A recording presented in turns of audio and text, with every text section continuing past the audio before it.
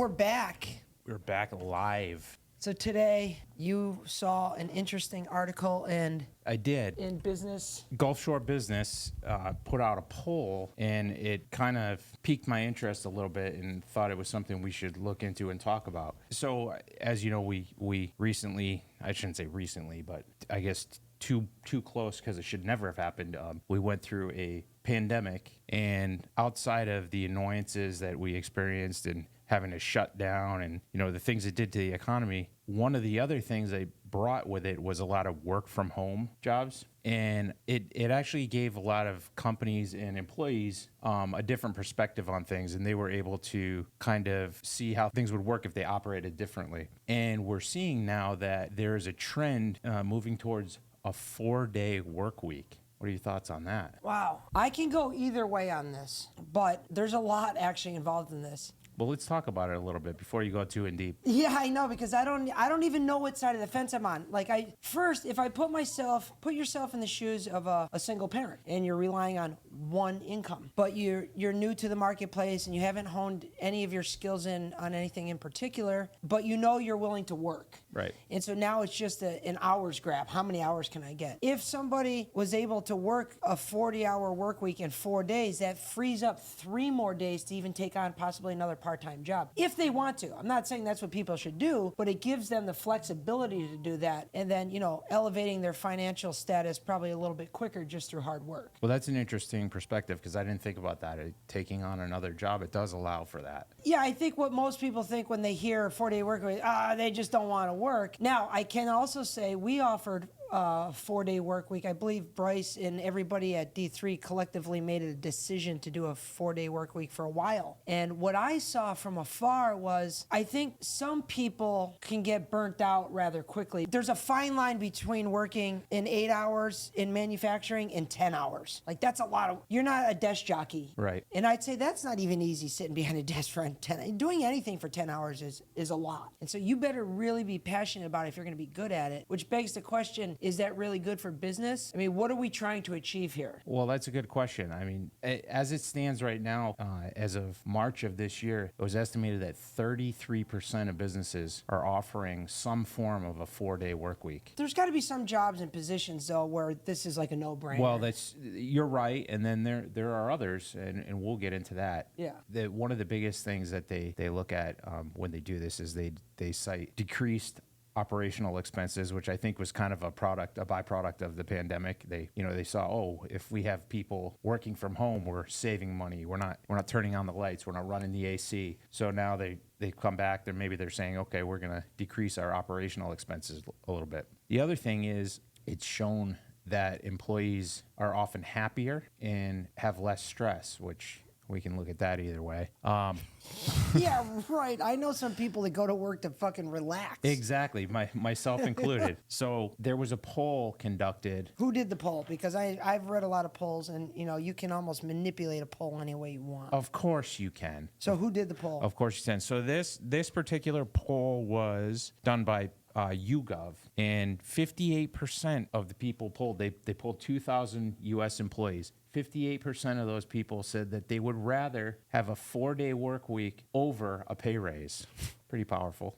They would rather go to a 4-day work week than a pay raise. There's one way I would agree with that, because if I was working 4 days a week, that's an extra day of the week I get to be at home, right? Mm-hmm. So that's one extra day of the week that my wife doesn't have to go out and spend my money. Whereas if I'm making more money, she's got an extra day to spend more money. This is true. You might find yourself spending more money because you have to help compensate for whatever stressors have been. What's the unintended consequences of spending more time at home? I know for me, if I have more downtime, that means more opportunity to get in trouble. That's more opportunity for depression to set in. I like to stay active and busy. I enjoy the chase. That's one thing I've learned now in my 40s. I actually enjoy the chase. And the pandemic really solidified that for me because it kind of gave us a small taste of this work from home, and I did not like it. Literally from an internal aspect of I didn't feel productive. And I think there's something to be said for that. There's an enjoyment, a satisfaction of collaborating with peers, working towards a common goal and completing it. There's, when you start working from home, you basically take that off the table. Yeah. Maybe virtually you're collaborating and building and stuff, but that doesn't seem the same to me. It's different. Yeah, it is. Like, I found myself when we were stuck in our freaking cave for a month when we were working from home, I found that I got more done, which is contrary to what we're seeing here. I got more done, but it drove me fucking nuts. Yeah. Drove me nuts. Yeah. There's something about, it's like you always hear professional athletes say they miss the locker room, the camaraderie. Well, this is our locker room. This is the camaraderie, the kind of, we're out there, we're in the jungle, we're collecting, we're gathering, we're building. Yeah. If I'm doing that at home, it doesn't feel like I'm out there like instinctually, I don't think I'm out there doing anything. Yeah, and there's a social aspect to it too. I mean, everybody socializes at work in one form or another. Mm-hmm. You're stuck at home. You're not out in the real world. We weren't going out to stores and gas stations.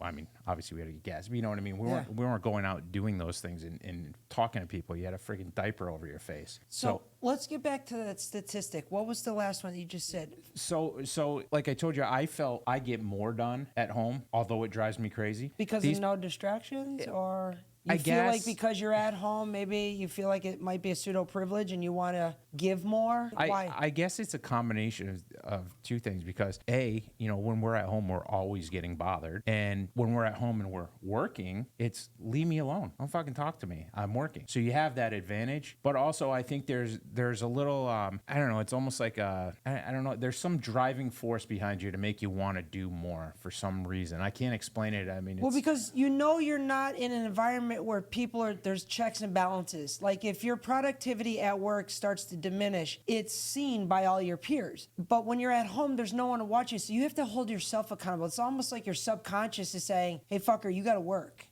Yeah, look at me. I'm running up the scoreboard. Now it's your turn. Yeah, exactly. So maybe that's what it is. That's interesting. When I do work at home, ultimately for me, there is less distractions. And I guess nowadays they call that ADD.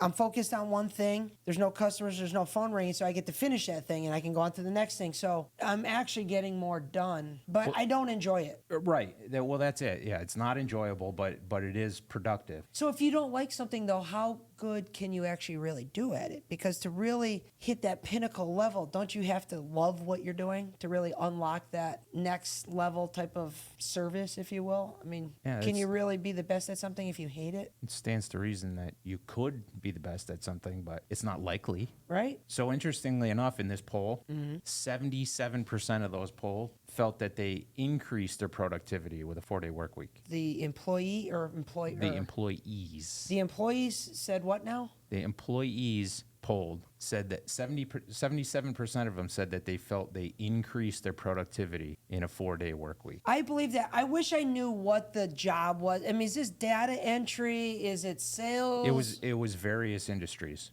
Because there are some jobs where you can't do from home, right? Well, that's right. You're cooking in a kitchen, or you're making cars. And just a little cookie off of this, the people that are hell-bent on saying we all should be working from home and everybody should be working from home, but yet I want my food delivered to me, I want my car. Well, that's right. It's kind of, you got a moral issue here almost too, like, fuck you, what do you mean we all should be working? You can't. It's impossible. The world would shut down. Yeah, you've got... doctors and... Exactly. You've got first responders. You've got healthcare, you've got first responders, you've got hospitality, you're talking about restaurants, hotels, things of that nature. And then you have retail as well. Many of these people were saying, well, 4-day work week gives me an extra day to run errands and things like that. Well, how the fuck are you going to run errands if everyone's on a 4-day work week? Yeah.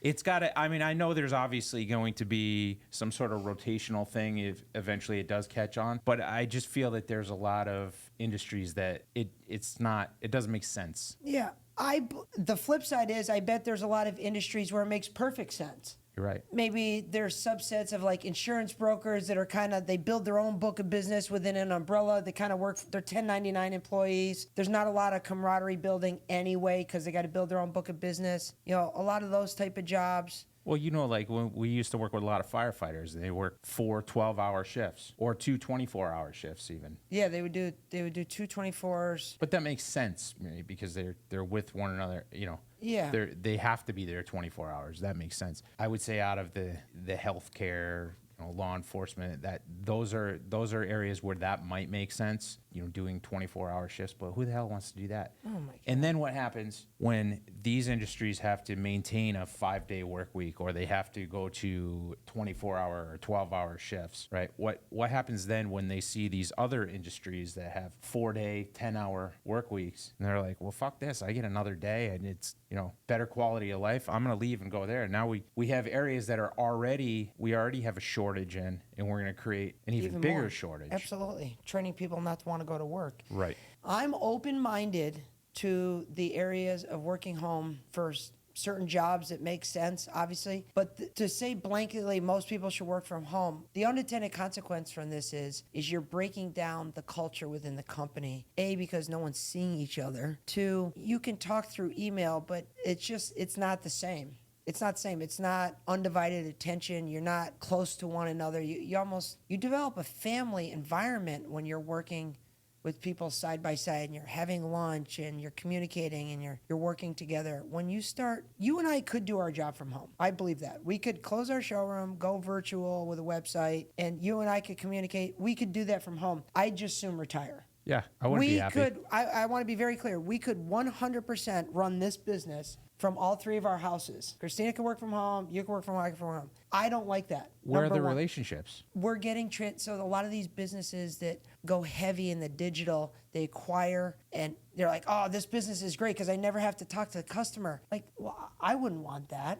No. Because how are you building rapport to the point where they're going to be referring you? If it's just transactional quick, you're not getting that next level customer service for them to want to go out of their way and brag about you. So you have to be present. The other part of this is it goes back to what you were saying about communicating via email. And that ties into what we were speaking about in the last episode with the AI, where it's very difficult to determine intent. Like the AI cannot pick up on emotion and things like that. Well, it's very difficult to pull emotion or intent out of an email as well. You could read an email one way, and then I could read the same email and get a different thing out of it. I read a statistic one time that said 75% of all text and email communications are read typically in a negative light. That's just an instinctual thing that human beings have, I think, that helped the caveman survive. So that they automatically are reading it with a negative kind of framework. Right.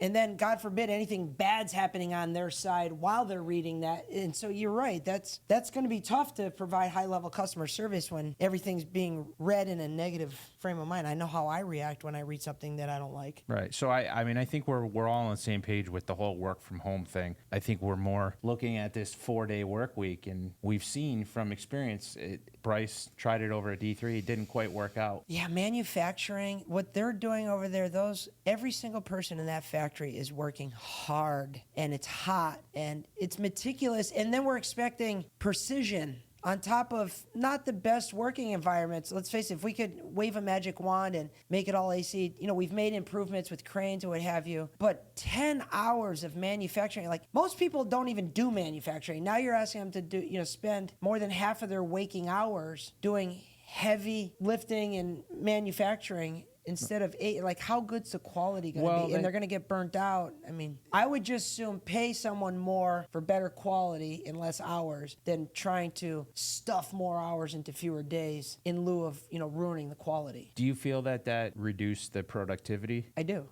I think people were getting burnt out and they were calling out more often. Well, that's interesting because I read a CNBC article, and one employer admitted that they lost productivity. He put an interesting twist on it, but I don't feel like this would outweigh I don't think the pros would outweigh the cons in this case. This particular employer said, I would rather see a 5% decrease in productivity to make my workforce 50% happier, and that will allow me to go out and bring in new talent. So he can replace them? To join them.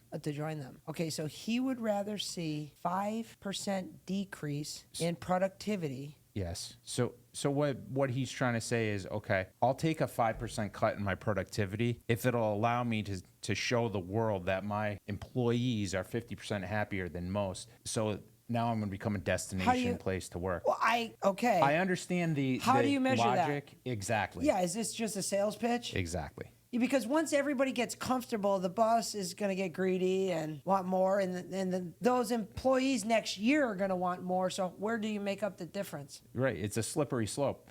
It almost feels like a shell game. And it's interesting. We're talking about this whole 4-day work week, which I believe originally spawned in Europe. And you see things in Europe, and we deal with it all the time, where there's vendors or manufacturers over in Germany, France, Italy, and they're shut down for a fucking month. A whole month. A month. France, in particular, I don't know what components that we get there from our machinery. It's like an aftermarket part. They're closed for an entire month. Now, if you place an order that takes 3 weeks to manufacture, and you place it 2 weeks before they go on vacation, you're shit out of luck. You have to wait now almost 7 to 8 weeks before you get this. Where's the customer service? Well, forget about us selfish Americans, okay? Look at it this way. There's 12 months in a year. How many thousands and thousands and thousands of industries are there within that particular country? So that means if all of them take a month off, how many places are shut down during the same month?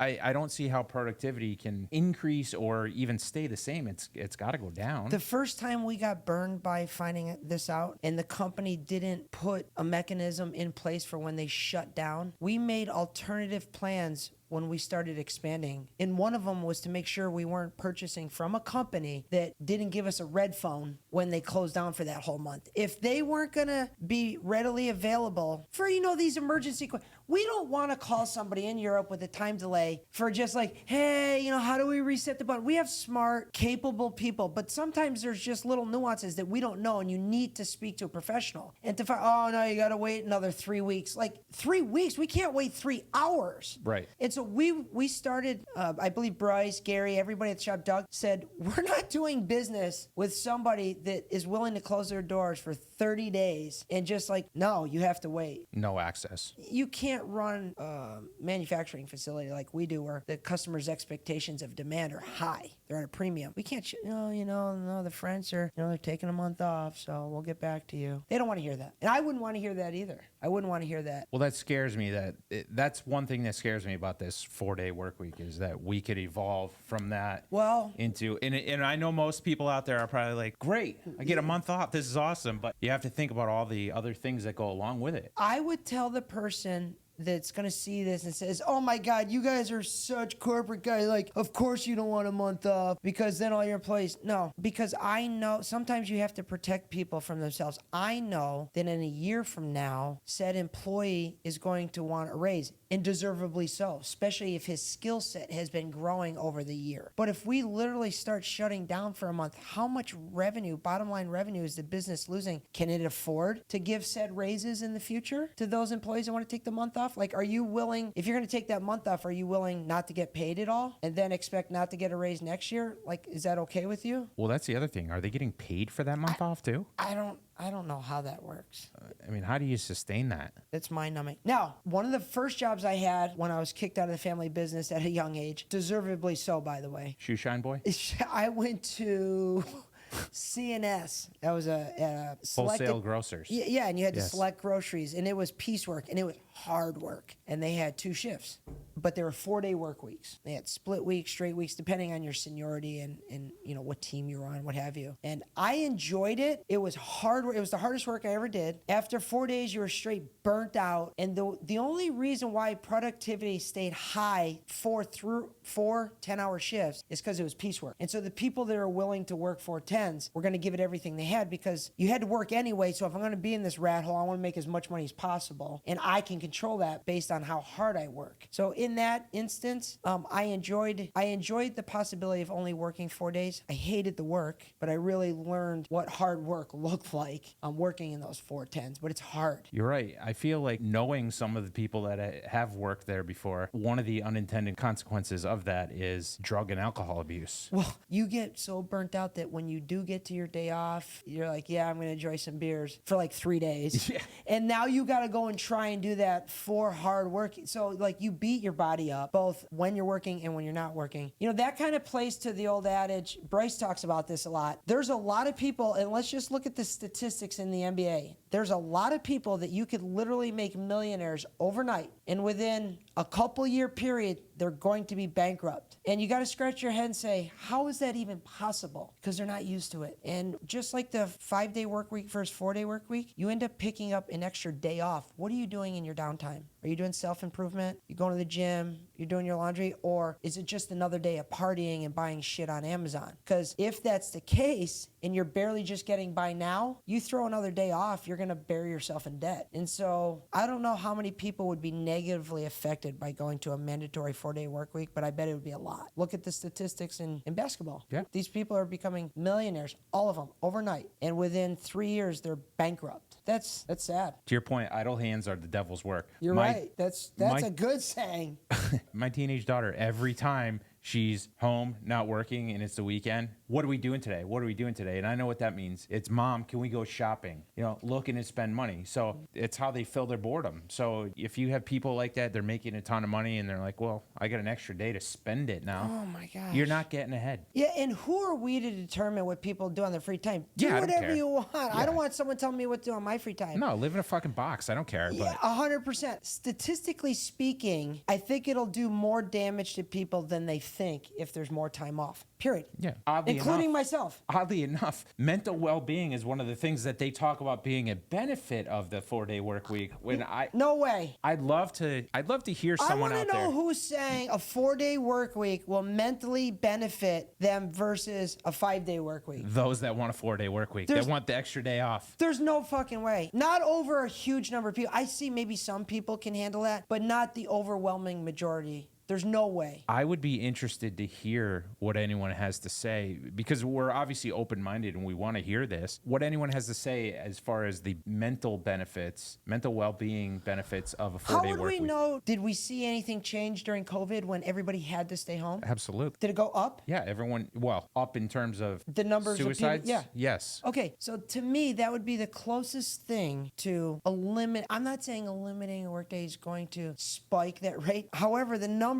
based when, like you said, idle hands are the devil's work. It's so true. You have to be mentally disciplined to have that privilege of having that other day off if you're expecting, to get ahead. To benefit. Yeah, to benefit. Yes. Yeah, I mean, if you don't have to work, good for you. I mean, you want to live off the land, that's awesome. If you can enjoy and be happy, that's what it's all about. But if you're trying to enjoy the benefits of a house, car, and all the other American dream traditional things, part of it is protecting yourself from spiraling, not necessarily just working for money. Is protecting yourself from going down a rabbit hole that you shouldn't be in. And that extra day off, I think, brings that into play a lot more. Sure, especially if you're already dealing with issues to begin with. I mean, I think that's going to be a trigger. Let me show you how so we work 7 days. We're available 7 days a week, but we work traditionally 5 days a week like most people. So Monday morning, I get up, I go to the gym. I'm at the gym for 5:30. I'm out of the gym by 6:45. I'm here to work by 7:10. Shower, boom, we're working. By the time I get home, through traffic, phone calls and everything, it's 6 o'clock. I have dinner with my family. I watch TV for an hour, shower. I'm in bed. I do that Monday, Tuesday, Wednesday, Thursday. Friday, we'll meet for dinner or I'll bring pizza home. And again, I'm in bed early because I'm tired. Saturday is my only day where I have like a full day to do whatever the hell we want or I want, whether it be positive or getting in trouble, whatever. It's Saturday. Sunday is really a half day for me. Sunday morning I can enjoy, and then I get the Sunday creepies right around 1, 2 o'clock where I want to start shutting it down because I know I got to mentally prepare for the grind that I'm about to do coming up on Monday. And if I have another day off, I feel like, A, I'm not going to be working out as much because I'm going to feel like it's a weekend. So health-wise, I'm already going to be shutting it back. And then 2, I open up another day of getting in trouble. And it just, financially, it's not going to be good. Mentally, it's not going to be good. It might seem fun in the moment, but it's not going to bode well for me.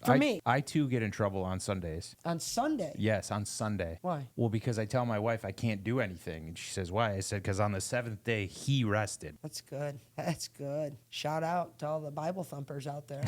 Nice. Well, wait. What- Do you think we should do a 4-day work week? I don't think we should do a 4-day work week. I feel that maybe there are certain instances where it can benefit people, like we talked about. You know, the firefighters used to do healthcare, things like that. I would want to see more statistics in terms of what does it really do to your mental health and well-being, your productivity, because I think once you set foot on there, it's like I said, it's a slippery slope, and it's just going to start. Everyone else is going to want to follow suit, and if we don't look at it first and say, okay, yes, this is good, or no, this is not good, and we just head down that road, we don't know what lies ahead. Yeah, it's dangerous. And the company has to make so many provisions to transfer from a 5-day work week to a 4-day work week. And once you make that crossover, you'll find out real quick whether it's working or not. And then you got to ask yourself, if you start losing employees because they've burnt themselves out, how hard is it to find somebody, A, to work in the factory, and then say, not only do we want you to come work in the factory, you're not going to do it 5 days, you're only going to do it 4, but you're going to do it for 10 hours a day. So how many people are out there are fighting to work in that environment? I don't know. Yeah, it's an interesting thing. I mean, I've never done it myself, so I can't speak to it. I can speak from my experience in the business world and in life in general. And I'm not sure what the true benefits or downfalls of it are. If you had a teammate or a new person that came up and said, hey, listen, I want to join your team at My Architectural Glass. I'm moving from Detroit. I can't stand it up here anymore. It's not a business-friendly environment. I'm sick of the cold weather. I want to come. My parents are in Florida. I want to come down there. I see what you guys are doing. I see you're committed. I want to come work for you. And we meet them, and after not too long, we realize like this person knows what they're doing. No training is going to be required. Just some nomenclature, some process stuff, couple days, and it could be off on its own. But he says, I'm 100% committed to working for you guys for the dollar amount that you've set forward. I can only work 4 days a week, but I'll give you 4 10s. Are you hiring this individual? Depends on the situation. Because you have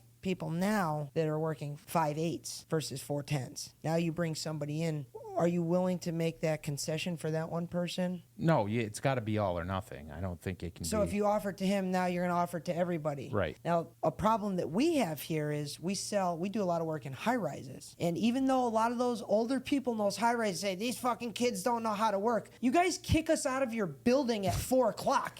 Yep. Like Brendan, Brendan, he wants to work 16 hours a day. He's got no wife, no kids. All he wants to do is work. He loves it. And he gets thrown out of his first high rise and he's going, what's wrong? He goes, I was just talking to an 80-year-old guy in the last floor telling me how young kids don't want to work. And I'm getting thrown out of the building at 4 o'clock in the afternoon. Nap time. Because they don't want the noise and they're getting ready for dinner, but they won't let you work in there. And this community is primarily high rises. Right. So now we have to make sure we have enough work for 4 10s, and wherever they're working, they're allowed to be working past a certain time. A lot of these communities, you can't work after certain hours. Yeah, there's a lot of factors involved that I feel it would take a wholesale change of every industry out there, every building out there. To me, it doesn't make sense. Yeah, and not for our current capacity. Like I said, there's certain positions, order entry things, things that we take for granted, that maybe even CPAs or stuff like that, bean counters. Yeah. But yeah, definitely not here. I got to be around the people. I'm a man of the people. I don't know how you could be committed for 4 days a week and just shut it down. I guess it's just not how we were brought up. No. Get off my lawn. Get off my lawn. What's up with the new shirt? I saw Miss Donna made some swag for us. The Metallica themed Master of Podcasts, which is a play on the Master of Puppets album cover, which you designed on your phone. So everybody out there that's complaining, I want to do what you guys are doing. I don't have the time, or I don't have the infrastructure. Jay designed that on his phone, along with almost all the content we do. At night while watching Netflix. Yeah. Painkillers. Have you watched Painkillers yet? I thought you were asking me if I take painkillers. No. I have not watched it yet, no. It's wild. I mean, that's on our list. Just haven't gotten there yet. People, Sackler family. Wait till you watch it. I don't know how they get away with this. Money, sick. Well, these are people that got away and got caught. Now think about the ones that are getting away with shit and don't get caught. I love this new merch. Donna, shout out. Good job. Yeah, thank you. We'll be unveiling this probably in Atlanta. Well, we're unveiling it right now, but we'll bring them to Atlanta. Maybe we can make a bunch of them for some of our guests. We're going to be actively booking. Jay booked us a nice suite at a hotel. Not going to say which one yet, but we're looking to, I don't know how many guests we can accommodate on Sunday and then again Monday. But Sunday night, we get in Sunday morning. Sunday night, maybe 3 people, 3 different guests, 4. Yeah, people want to come watch. We'll have some drinks, wet the whistle, get on camera, talk about your business, maybe any obstacles that you're overcoming or some best practices, even stories. I love funny customer stories. You never get enough of those. Never. Just when you think you've seen everything, somebody's got something you're like, you couldn't make this up if you wanted to.